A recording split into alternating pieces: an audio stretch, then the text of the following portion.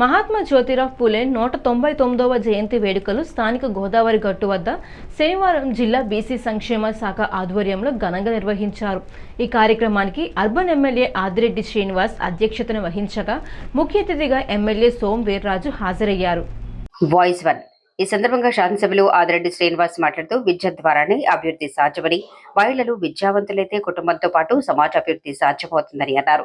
శ్రీ విద్యకు ప్రాధాన్యతనిస్తూ జ్యోతి వెలిగించిన మహనీయుడు మహాత్మా జ్యోతిరావు పూలే అని కొనియాడారు. 2 శతాబ్దాల క్రితమే విద్యా విస్తరణపై దృష్టి పెట్టి కృషి చేసిన ఆయన దూరదృష్టి విశేషమని పేర్కొన్నారు.